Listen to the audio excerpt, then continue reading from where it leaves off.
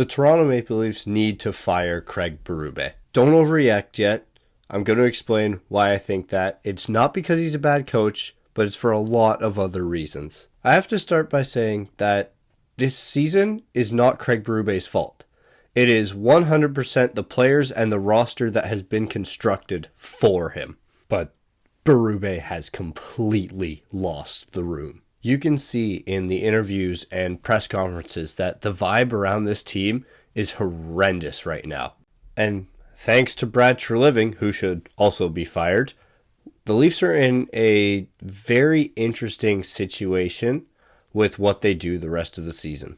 They can either try go all in and get into a playoff spot, which is still feasible for them, or they can fully tank and maybe get their first round pick back. I say maybe because Brad Treliving was an absolute idiot last year and traded away our first round pick to the Boston Bruins for Brandon Carlo. Unless it's a top 5 pick, it is luckily a top 5 protected pick. So if the Leafs do miss the playoffs, they need to be bad enough to get a top 5 pick. But right now, the Leafs currently sit a few points out of a playoff spot, very far from the bottom. And it's just, this is the nightmare scenario for the Leafs. Which brings me back to Bérubé. And again, he's not a bad coach, and this isn't his fault. But we need something bigger to change than just Marc Savard being fired last month.